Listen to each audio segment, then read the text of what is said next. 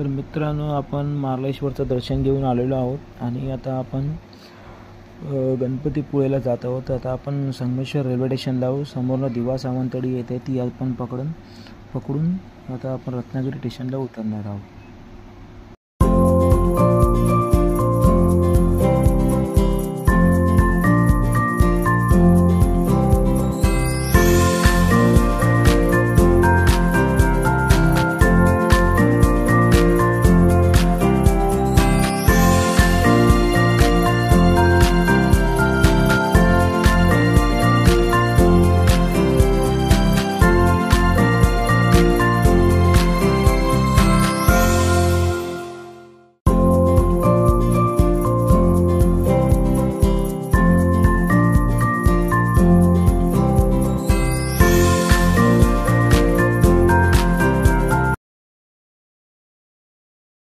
मित्रांनो, रत्नागिरी रेल्वे स्टेशनला उतरलो आहोत।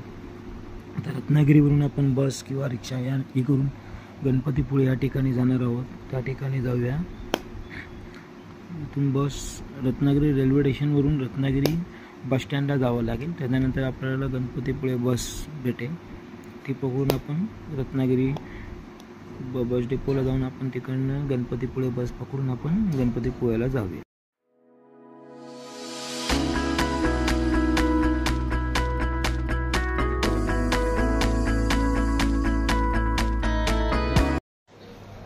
तर मित्रांनो, रत्नागिरीवरून आपण डायरेक्ट रिक्षा गणपतीपुळेसाठी केली। 4 जण आम्ही मित्र आहोत आणि डायरेक्ट रिक्षा आपल्याला 500 रुपयात गेस्ट हाऊसला सोडला आहे। गेस्ट हाऊसला आम्ही आज स्टे करून दुसऱ्या दिवशी गणपतीपुळेचं दर्शन घेतलं आहे। बघू शकता मंदिरात कसा परिसर आहे। मंदिर एकदम छान आहे, सुंदर आहे, वातावरण छान झालेलं आहे। बाहेर समुद्र आहे, मंदिराच्या ठिकाणी समुद्र आपल्याला दिसत आहे। मंदिर पण बघा कसं सुंदर आहे। आपलं दर्शन चांगलं पार झालेलं आहे, मस्त, जास्त गर्दी नव्हती तरी आपलं दर्शन 15 मिनिटाच्या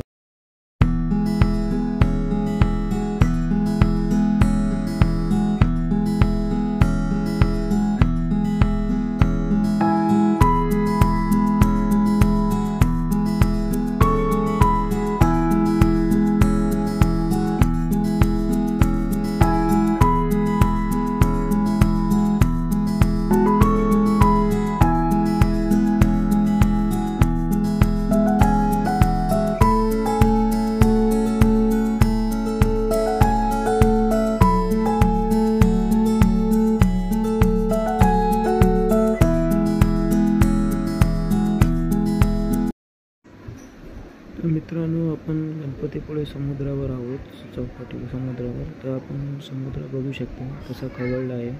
ते काही जण आहेत अजून समुद्रात खवळला असताना सुद्धा पाण्यात जातात, त्याच्याने जीवितहानी होऊ शकते। हे अनेकांना समजलं पाहिजे। लहान मुलंसुद्धा आहे ते समुद्राच्या लाटेमध्ये खेळत आहेत। समुद्राच्या लाटेत कधी खेळू नये, कधीही जीवितहानी होऊ शकते, हे कळायला हवं। समुद्र एवढा खवळला आहे, पाणी पाहू शकता तुम्ही माझ्या किती खवळला आहे। तर आपल्या मित्रांनो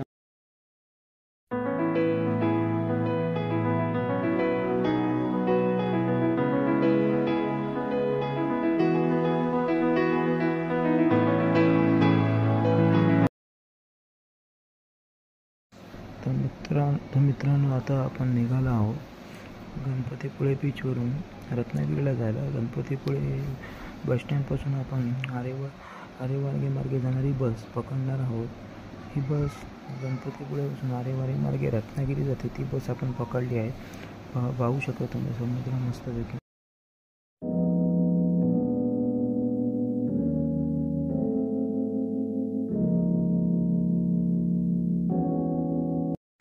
तर मित्रांनो, आता आपण रत्नागिरीवरून मिरिया बीचला आलो आहोत।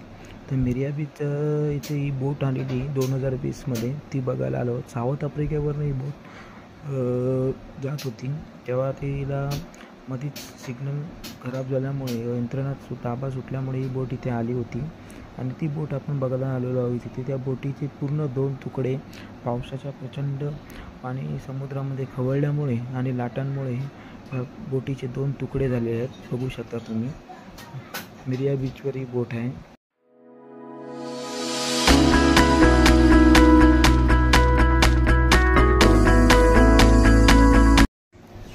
मित्रांनो, आपला टोटल खर्च 8,000 रुपये आला आहे. प्रत्येकी व्यक्ती 2,000 रुपये.